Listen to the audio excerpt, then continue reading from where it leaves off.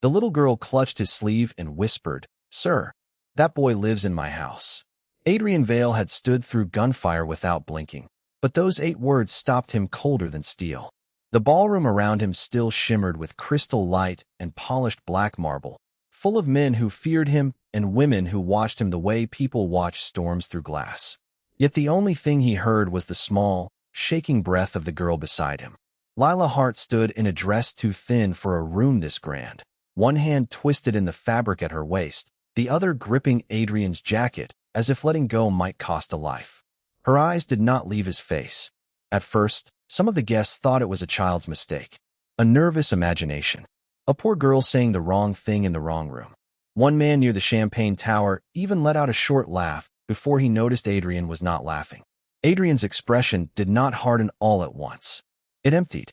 The warmth he had forced for his charity event vanished, and in its place came something quieter, more dangerous. He lowered himself until he was eye level with Lila, the movement slow enough to make the nearest bodyguards tense. "Say it again." Lila swallowed. Her voice came out thin, but it did not break. "The boy on the paper. The one everyone says is missing. He lives in the back room at my house." The room went silent.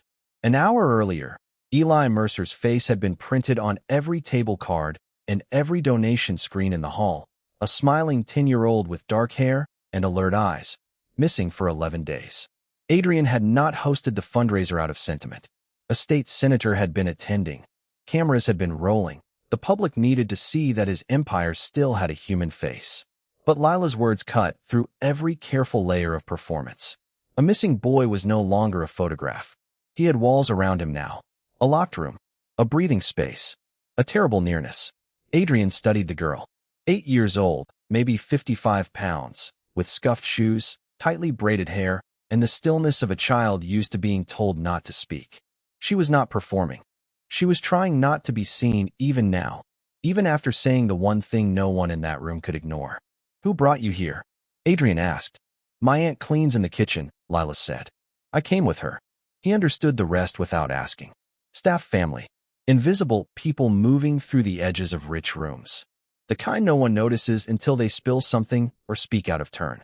Adrian rose to his full height and looked toward the head of security. "Clear the floor. Lock the exits. No one leaves. 3 short orders." No raised voice. No warning. Movement snapped through the ballroom at once. Men in dark suits put hands to earpieces. Doors were sealed. Music cut off in the middle of a violin phrase. Gasps rippled through the guests as the shape of the evening changed from spectacle to operation. The senator's smile died first, then everyone else's. Lila flinched at the sudden force of it. Adrian noticed. He turned back to her, and when he spoke again, his voice was lower. "You did the right thing." She looked like no one had ever told her that before. If a child's courage ever broke your heart, hold on, because this was only the beginning. He guided her away from the center of the room and into a private corridor lined with gold-framed mirrors, the noise of the ballroom fading behind thick doors. 2 of his men followed at a distance, but Adrian lifted one hand without looking back. "Stay there." They stopped. This part, he understood, could not be handled with pressure. Fear had already done enough damage. Lila's steps were small and careful on the polished floor. She kept glancing at the doors, then down at her hands. Adrian saw grime beneath her nails. The hallway smelled of wax, old roses, and expensive smoke, the kind that clung to velvet curtains and silk gowns long after a party forgot its own cruelty. Gold lights spilled from crystal sconces, softening the hard lines of the mansion, but it could not soften the child walking beside the most feared man in the city. Lila Hart looked too small for that corridor, her thin shoulders pulled inward, her fingers knotted together as if she were trying to hold herself from coming apart. Adrian Vale slowed his pace without meaning to. He had spent years making grown men tremble with a glance. Yet the sight of grime under an 8-year-old girl's nails unsettled him more than blood ever had. At the end of the corridor stood a narrow sitting room, quieter than the ballroom and dimmer, lined with books no one touched and a fireplace gone cold. Adrian opened the door himself and stepped aside, letting Lila enter first. "Sit wherever you want." The words came out low, stripped of command. Lila did not sit at first. Her eyes moved over the room, then to the open doorway behind him. measuring escape the way children do when adults have not been safe. Only after Adrian closed the door halfway, never locking it, did she lower herself onto the edge of a green velvet chair. Her shoes did not quite reach the floor. For a moment, neither spoke. Outside, laughter leaked faintly through the walls, ugly now that he knew what had fed it. Adrian crouched instead of standing over her. It was not kindness at first. It was strategy. A child speaks more freely when the threat looks smaller. But when he met her gaze, steady despite the fear in it, something in that calculation shifted. "You said a boy lives in your house," Adrian said. "Tell me his name." Lila swallowed. Her voice was barely above a whisper. "Eli Mercer." The room went still. That name did not belong to gossip or childish invention. Adrian knew it because the city had known it for weeks. Flyers had gone up on storefronts. Patrols had searched alleys and abandoned houses. A 10-year-old boy gone missing from the edge of his own neighborhood. No ransom. No body. Just absence. Adrian's expression did not change, but a pulse beat once in his jaw. "How do you know that name?" Lila rubbed her thumb against her palm, scraping at a dark streak of dirt. "Because he told me." A silence opened between them, deeper this time. If that sentence just hit you, stay with this story, because the truth was only beginning to surface. Adrian leaned back slightly, not to retreat, but to make room for the next answer. "When?" "3 nights ago," Lila said. "Maybe 4. I don't know exactly. My house gets dark early because one lamp is broken in the back." Her words came in uneven pieces, but they were precise in the places that mattered. "My uncle brought men over." "For men." "They carried someone through the kitchen door." Adrian's eyes sharpened. "For men." Not one of the 12 from Adrian Vale's organization. He knew every face under his command, every posture, every way his men entered a room. This was someone else. That mattered. It meant a hidden operation moving beneath the city without his sanction. In his world, that was not just a crime. It was a challenge. "Your uncle is in your house now?" Adrian asked. Lila shook her head. "No. Him and the others leave in the day. They lock the upstairs room from the outside." She looked down, shame flooding her face for a guilt that was never hers. "I took Brett up there yesterday. I know I wasn't supposed to." "You fed him?" Lila nodded. "What did Eli Mercer say?" At that, her face changed. Fear remained, but something gentler rose through it, the fragile courage of someone trying to protect another child with nothing but truth. "He said not to tell loud people," she whispered. "He said loud people make everything worse." The words landed between them like a match dropped on dry silk. In the long upstairs corridor, where the carpet swallowed every footstep and the crystal sconces cast honey-colored light across the walls, innocence suddenly sounded more dangerous than any gun. Lila Hart stood very still, her small fingers twisting the hem of her sweater, while Adrian Vale watched her with the sharp, unreadable stillness of a man used to hearing lies before they were fully spoken. But this child did not know how to perform fear. She only knew how to carry it. "Loud people," Adrian Vale repeated, his voice low enough not to frighten her. "Did Eli Mercer mean the people in your house?" Lila Hart shook her head at once. Then she looked down the dark end of the hallway, toward the sealed attic door hidden behind a painted panel, and her answer came out in a whisper thin as thread. "No, he meant the people who came looking." The air changed. Until that moment, this had been a secret inside a house. Now it became a pursuit. Adrian Vale did not move right away. That was what made the silence around him so unsettling. Men who panicked could be read. Men who grew quieter were the ones danger should fear. His gaze lowered to Lila Hart's face, catching the tremor in her mouth, the way she was fighting to stay brave for a boy older than she was. She had not hidden Eli Mercer for mischief. She had hidden him out of loyalty, fed him with stolen bread, kept his fear company in the dark, guarded a stranger because no one else had. "Tell me exactly," Adrian Vale said. Lila Hart swallowed. 2 nights ago, I heard a car outside after midnight. Not family." Her eyes lifted for just a second. "Family cars don't stop and listen first." The detail struck him. Children noticed what adults dismissed. She had heard waiting before she heard movement. "They didn't come in," she continued. "But one man walked under the attic window. Eli Mercer got scared and pushed me down behind the trunk. He said if they saw me talking to him, they would know he was here." Adrian Vale's jaw hardened. Not with anger at her. With recognition. This was no runaway hiding from discipline. This was a hunted child hiding from men who already knew the radius of his fear. A floorboard gave a soft complaint somewhere below. Adrian Vale turned his head slightly, listening past the walls, past the house's careful quiet. Then he pulled a slim phone from inside his coat and pressed one number. When the call connected, his voice became steel. Lock the gates. No one enters, no one leaves. Put 4 men on the east side of the grounds and 4 at the rear tree line. The other 4 stay inside. Quietly, he ended the call before a question could reach him. Lila Hart stared at him, eyes wide. They're here. Maybe, Adrian Vale said. Maybe they're close enough to matter. For the first time since he had entered the house, she stepped closer to him instead of away. It was not trust, not yet. It was something smaller and more devastating. A child's instinct that this was the first adult strong enough to stand between one frightened child and the world. He was sick this morning, she blurted. He said he was fine, but he wasn't. I brought water in a jar because glasses make noise. That was how she had done it, then. Quietly, carefully, with the discipline of someone 8 years old and already learning how to protect the vulnerable by thinking 3 steps ahead. Adrian Vale looked at the hidden door again, and something shifted behind his eyes. His instincts had been built in blood, sharpened by betrayal, trained to identify threats before they crossed a threshold. But now those instincts turned in a different direction. Not toward profit, not toward revenge, toward protection. Stay behind me, he said. One sentence. No flourish. No promise he could not keep. Yet the hallway itself seemed to obey it. A draft of cold air slipped through the seam of the hidden door, carrying the stale smell of bleach, damp plaster, and fear that had been shut away too long. The corridor's golden light stopped at the threshold as if the house itself refused to look inside. Lila Hart did not scream this time.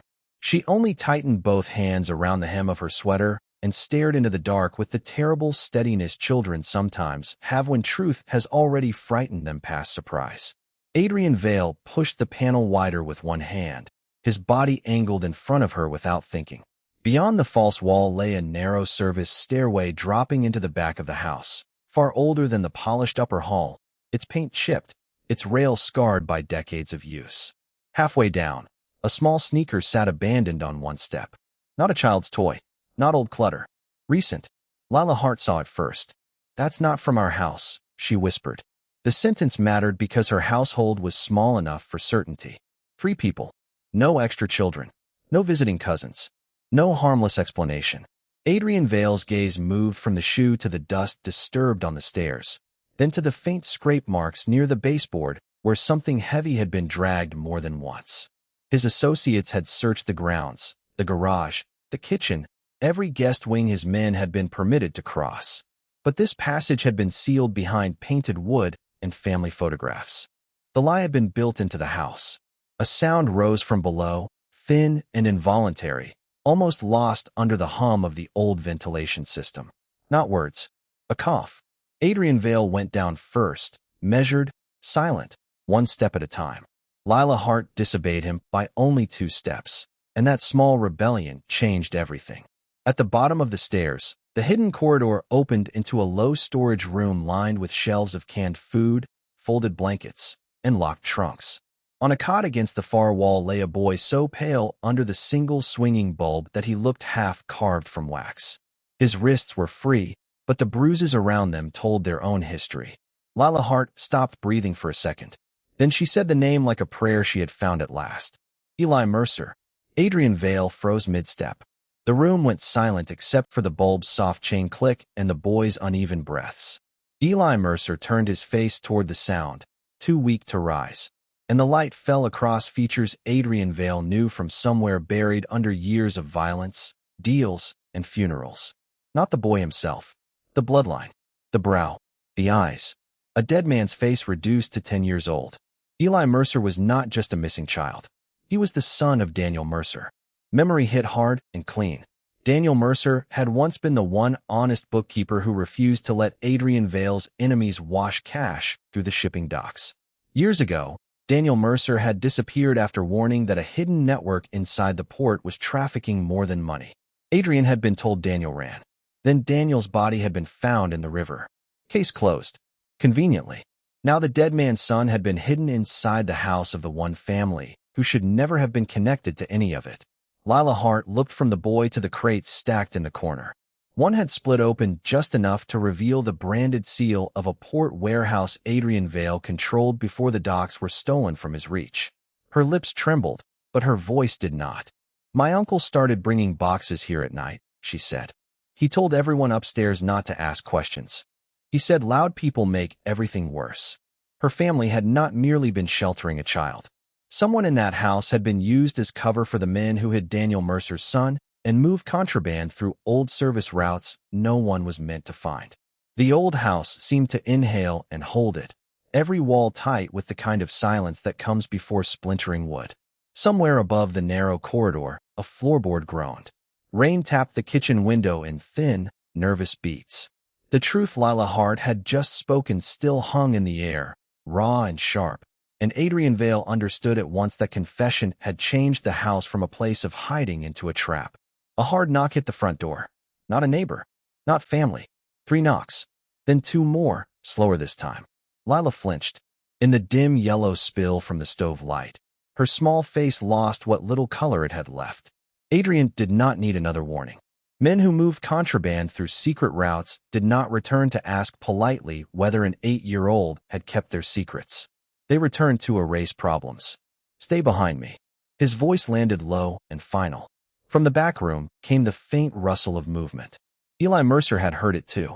The missing boy had been silent for so long that even that small sound carried fear inside it. Adrian turned once toward the cracked doorway, measuring distance, exits, timing. The front parlor gave too much exposure. The cellar stairs were too narrow. The old service route Lila had revealed was now the only path that mattered. Another knock, louder. The frame shook. Lila's family froze upstairs, all 3 of them reduced to breath and listening. Adrian could hear panic spreading through the house, like cold water through cloth. But this time the next move did not belong to him. Lila ran, not away, toward the back room. Her socks slipped on the worn hardwood, and she caught herself on the wall before darting through the doorway. Adrian moved after her, but she was faster than grief had any right to be. By the time he reached the room, she had already grabbed Eli Mercer's wrist and pulled him off the cot. "Come with me," she whispered. "Now." The boy stared, thin shoulders rigid, eyes wild with the old training of hunted children. He did not trust noise. He did not trust adults. He barely trusted floors that did not creak. But Lila Hart did not beg. She planted herself between him and the door as if her small body could stop grown men with guns. The front lock snapped. Wood cracked. Heavy footsteps entered the house.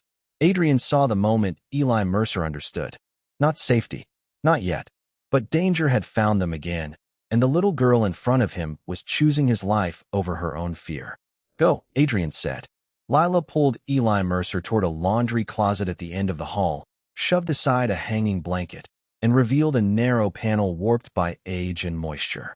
The old service passage behind it smelled of dust, rust, and river air. Small enough for children. Tight enough to hide them for a minute, maybe 2. No more. A man's voice thundered from the front room. "Search the house." Boots spread across the first floor. Adrian stepped into the hallway and drew his gun. The movement was clean, open, unmistakable. Until that moment, he had worked through quiet pressure, questions, and controlled threat. Now there was no shelter left and secrecy. If those 4 men were here, they had come to reclaim the boy or kill whoever had seen too much.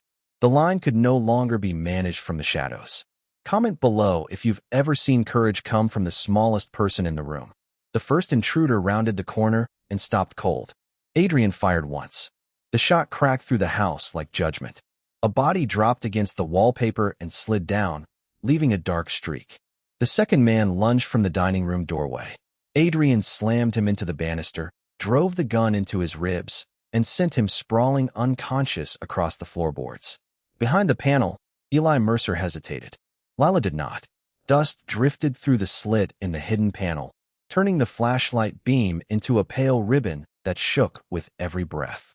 The narrow space behind the wall smelled of damp plaster, old wood, and the sour fear of a child who had spent too many nights waiting for footsteps.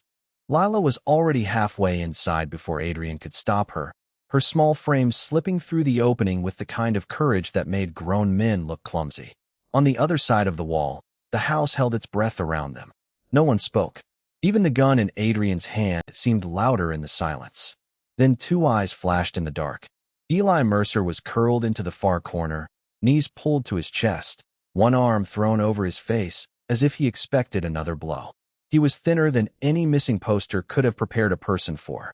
Dirt marked his cheekbones. A bruise darkened one side of his jaw. The old blanket around his shoulders had been torn so many times it looked more like rope than comfort. When Adrian bent slightly to reach toward him, Eli recoiled so fast his shoulders struck the wall with a dull thud. "Don't touch me." The words came out cracked, but sharp enough to stop the room cold. Adrian froze mid-motion. He had faced men with knives, judges with sealed warrants, and rivals who smiled while ordering funerals, yet that frightened voice hit with a force he had not prepared for. In Eli's eyes, he was not rescue. He was another armed man in a dark suit inside another locked house. The distinction between protector and predator meant nothing to a boy who had learned fear by repetition. Lila turned back toward Adrian, then slowly crouched in front of Eli, careful to keep her empty hands where he could see them. Her voice came low and steady, almost swallowed by the walls. "He's the one who came when I told him." Eli's gaze flickered from her face to the gun, then back again. He did not move. The corridor outside gave a distant creak. Adrian stepped back at once, lowering the weapon to his side and taking one deliberate pace away from the opening. It was the first useful thing he could offer the boy, distance. The gesture cost him control, and everyone in his world knew Adrian Vale did not surrender control lightly. But the child in front of him did not need power. He needed proof. Lila reached into the pocket of her sweater and pulled out the small tin soldier Eli had once given her through a gap in the wall vent, on one of the nights when whispers had become their only safe language. Its faded blue paint caught the weak light. Eli stared at it, as if the sight punched straight through the fog in his head. "You kept it," he whispered. "You told me brave people hold on," Lila said. "So I did." Something in Eli's face shifted. Not trust yet, just the first crack in terror. Adrian watched without interrupting. For the first time since entering the house, he understood that force could not finish what force had begun. The boy would not be taken out. He would have to choose to come. Lila inched closer. "They're down the hall. They can't lock you back in if you leave now." Eli swallowed hard. They said men like him by children. His eyes cut toward Adrian again, full of shame for even saying it. "They said if I ran to the wrong person, I'd disappear for real." The truth landed heavier than gunfire. Adrian's jaw tightened, not from insult, but from the ugliness of how believable that lie must have sounded to a child trapped in darkness. His name, his clothes, his silence, the men who followed him, every mark of his power had become a weapon in somebody else's hands. Lila did not look away from Eli. "Then don't believe his face. Believe mine." The room went still. Eli's breathing hitched. The flashlight trembled once, then steadied in the stale dark as Eli's eyes locked on Lila Hart's face. For one thin second, the hidden space behind the wall held more than fear. It held a choice. Dust floated between them like ash after a fire, and the boy's shoulders, rigid from too many nights of terror, loosened by an inch. Adrian Vale saw it happen. He saw trust move toward Lila before it moved toward him, and the truth cut deeper than any threat ever had. "Come out," Lila whispered. Eli Mercer obeyed her. The boy crawled through the narrow opening on scraped knees, one hand shielding his eyes from the flashlight beam, the other clutching a torn piece of blanket so tightly his knuckles had gone white. Up close, the damage was worse. A bruise yellowing along his jaw, a split lip half-healed, wrists rubbed raw. The marks were not dramatic. That was what made them monstrous. They were the quiet injuries of repeated cruelty, done by people who expected time to erase the evidence. Adrian did not kneel. He did not reach for the boy. He simply stepped aside and let Lila stand where Eli could still see her, because for the first time that night he understood that force would only deepen the wound already carrying his face. Then a sound broke through the old house. A floorboard creaked in the hall. Every head turned. One of Adrian Vale's organization moved to the door at once, weapon low, body angled, while another cut off the window. Fast, silent, controlled. The house seemed to inhale around them. Somewhere beyond the thin plaster walls, a man muttered, then cursed under his breath, as if annoyed by a delay rather than haunted by what he had done. Adrian's voice came cold enough to still blood. Bring them in. The next 30 seconds were swift and ugly. Boots on warped boards. A grunt. A crash against the hallway table. One body shoved through the doorway, then another, then the last two dragged in behind them. For captors. For people who had hidden Eli Mercer in a cavity behind a wall and taught him to fear rescue. Their confidence lasted only until they saw the boy standing in the corner near Lila, blinking in the light like someone returning from underground. One of the captors tried to straighten his shirt and lift his chin. We were protecting him. Adrian turned his eyes on him. From who? The man hesitated. It was not guilt first. It was calculation. That was worse. From the far side of the room, Eli flinched at the captive's voice, and Lila moved half a step closer to him without touching him. She was small, silent, steady. Adrian noticed that too. Mercy from a child. Steel from a child. The room felt too narrow for either. Another captor swallowed hard. We were told you wanted him moved. Kept off the grid. Kept scared. No one in the room moved. The words landed with a different kind of violence. Adrian's expression did not change, but something inside it went still in a way his men recognized immediately. This was no longer a search. No longer a recovery. Betrayal had entered the room. By who, he asked. The third captor, the oldest of the four, looked at the floor before answering. Someone from your side. One of your 12. Came with money, details, routines. Said if the boy trusted anyone, the handoff would fail. Said fear was necessary. For the first time that night, Adrian looked shaken. Not because strangers had committed evil. He knew too well how ordinary evil could be. Because one of his own had borrowed his power, his name, and his methods to break a child. He stepped closer. Not loud. Not rushed. More dangerous than either. What details? The warehouse routes. Your cars. Your ring. The man nodded toward Adrian's hand. Said if the boy ever saw that crest, he was to hide. Said you were worse than the people feeding him. A slow, brutal understanding spread through the room. This had not been random concealment. Dust floated through the flashlight beam like gray ash, turning the cramped passage into something halfway between a grave and a confession booth. Damp concrete breathed cold against the walls. The captured man's words still hung in the hidden space, poisonous and clear, while Eli Mercer stood wedged near the back, thin shoulders tight, eyes wide not with relief, but with the old instinct to flee. That was the cruelest cut of all. The boy had not been taught to fear strangers in general. He had been taught to fear one man in particular. Silence pressed down so hard it seemed to flatten sound itself. Adrian Vale did not move for a moment.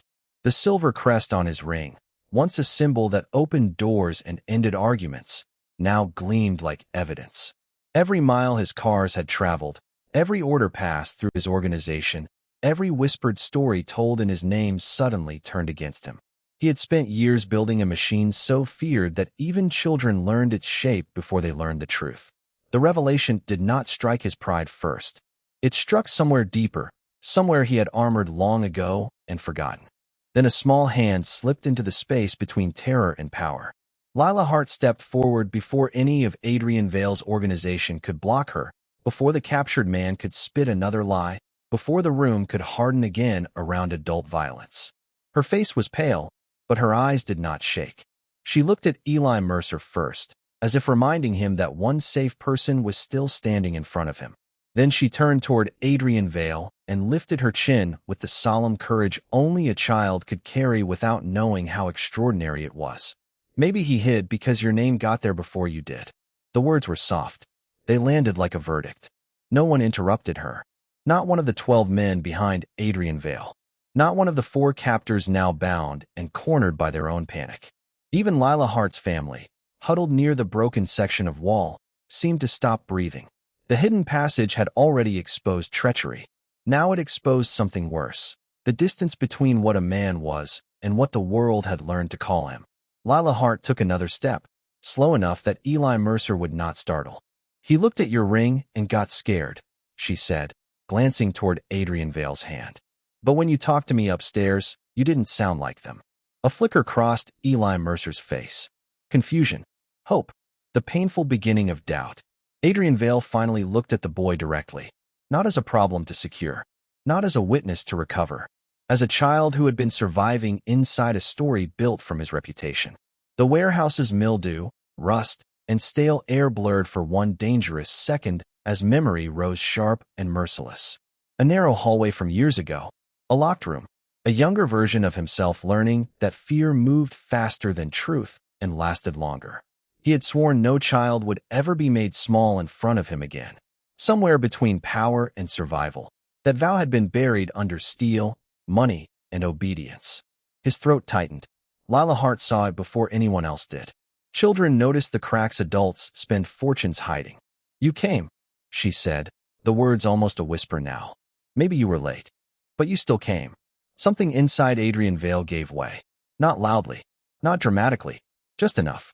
His breath broke on the way out. His head bowed once, as if the air itself had grown too heavy to carry.